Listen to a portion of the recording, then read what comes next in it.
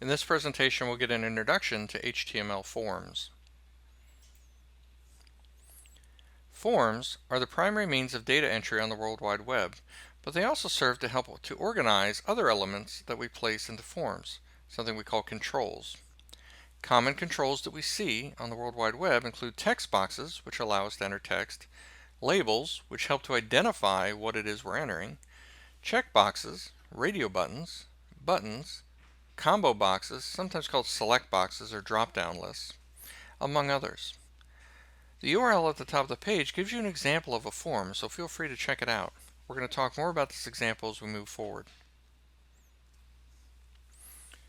HTML includes the form element for grouping controls and providing form functionality. Now this is a little bit different than some of the other elements we've looked at. Forms are typically named and have an ID. In other words, there are name attributes, a name attribute and an ID attribute on a form.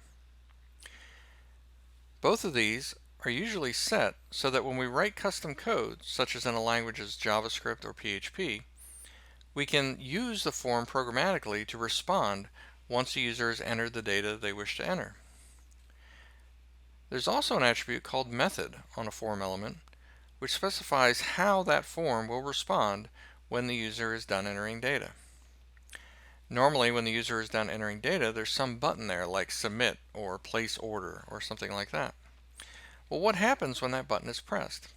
Well, that's the purpose of the method attribute, is to indicate what's going to happen. There are two possible values for our purposes here: get and post. Get is the easiest. When this get method is used and the user hits the button like place order, form data that the user has entered is appended to a URL, and that URL is then sent to the server. This is very insecure and is not the preferred method. The post method is the preferred method. In this case, it's a bit more secure in that the form data that the user has entered is hidden in the HTTP response that occurs when you press the place order or submit button. So let's take a look at some of the controls available to us. Text boxes are perhaps the most common.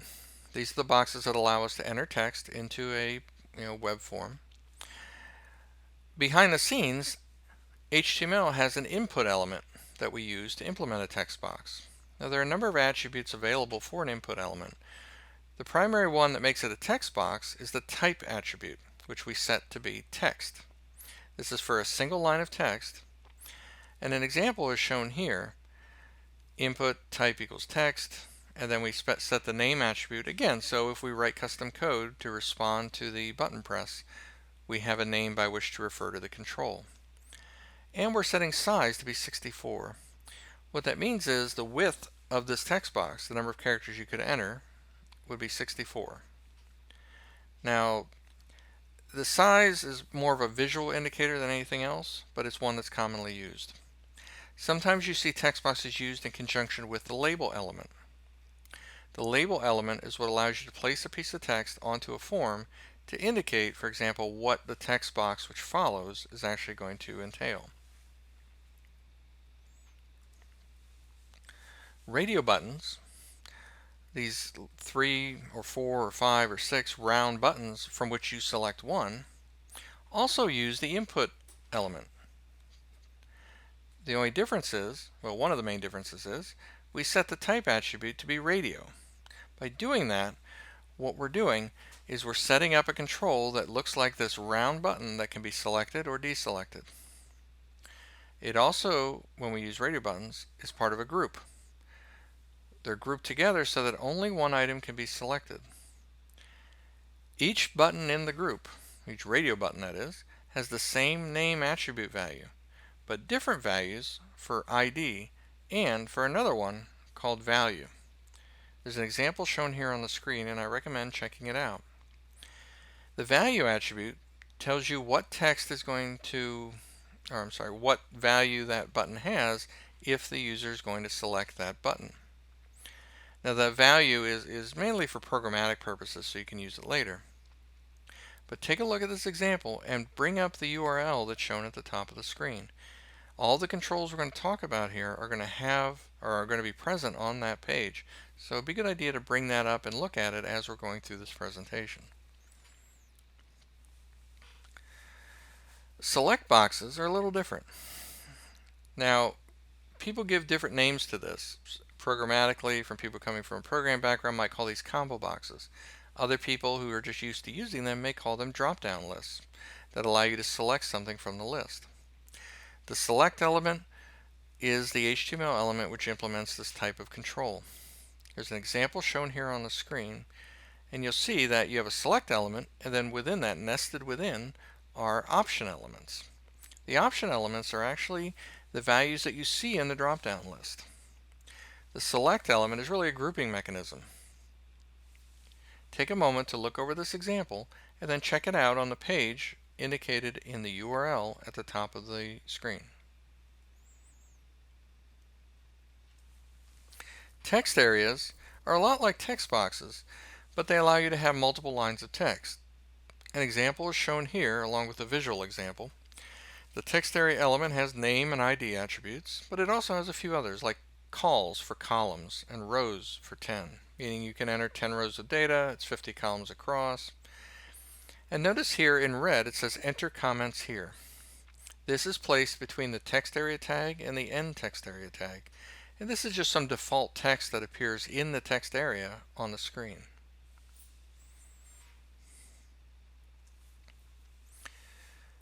Buttons are also implemented through the input tag. There are two basic values for type. One is submit and one is reset. The submit button, as you might expect, sends the data somewhere. The other resets the form controls. This is handy if you ever want to have a button that says something like reset form. That allows you to clear everything out so you can start over. The submit type, when we use it, is the button that the user will press, and then the form will take the data and do something with it. And that'll be indicated on the form element by the method attribute. Now we mentioned get and post, and I want to give you a brief example. You're not going to be writing any custom code to do get and post in what you're doing in this course, but you may in the future. And as we mentioned, when you hit the submit button or the place order or the go button, whatever the site you happen to be using, you normally want the data to go somewhere. You want something to be delivered to you based on the data you entered. Now to do this, it will require custom code such as JavaScript or PHP. Now there are a couple attributes here. We mentioned a method attribute. There's also an action attribute on a form that allows you to specify what's going to happen next. I recommend you look at the PHP example provided in the URL at the top of the page. You can get at most of the stuff there and just see what's going on. It's a good example of how you can use PHP to do something simple. Now in this course we won't be doing PHP, but it is something you may encounter in your future travels. The get method I mentioned before is the easier of the two methods. Now it's also the least secure, but it still requires custom code with something like JavaScript or PHP. And it works in some ways very similar. You have the method and action attributes of the form, and you can do something with the data. There's an example in JavaScript provided in the URL at the top of the page, and I recommend checking it out. It can be it's a pretty interesting little example of how you can use the get method to pass data from one page to another. Now all this get and post idea is all about what we call processing web forms. And whether it's in JavaScript or it's PHP, what we're talking about is scripts. These are small sets of instructions which are executed on the fly as requested. For example, when you press the submit button.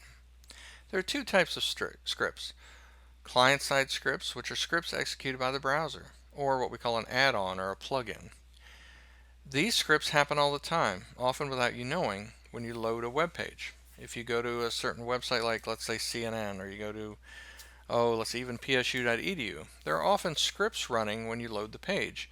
Maybe to customize the page for you, maybe to update information about weather or some other mechanism.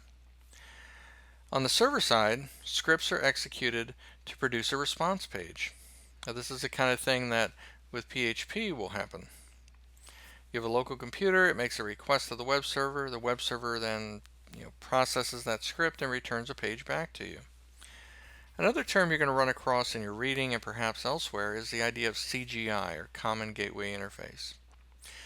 This is sort of an umbrella term in some respects, but an interface that allows a web page to send data to a server-side program. This is just another way to talk about this type of idea. Now, in terms of accessibility, which is always important when we're creating web pages, we mentioned the label tag briefly before. The label tag links a text label with a control, and it's useful when you have screen readers, which some people need in order to be able to access web pages. Now, an example of a label tag is shown here. Notice it has a for attribute. The for attribute indicates the control that this label is for. So what's in the for attribute is the name of a particular control.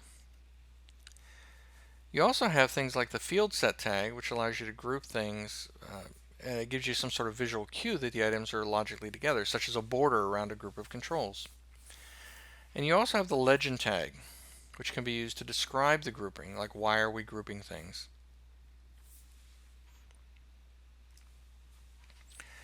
Some controls for validation. This is often important when you're doing things like with phone numbers or with dates or with emails.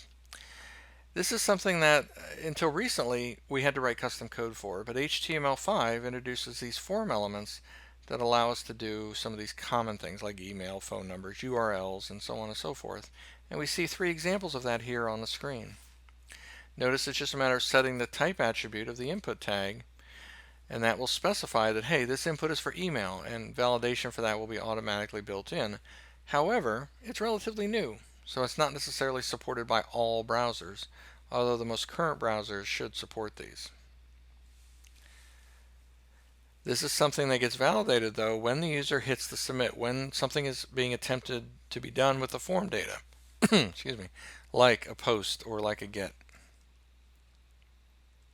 What I would recommend doing is going back through this presentation, bringing up the pages in the URLs at the top of each slide, and checking them out. Look at the page source. Look at if there's a CSS file. Look at that as well. But look at the page source and see what's going on. There are examples of many of these things in those pages.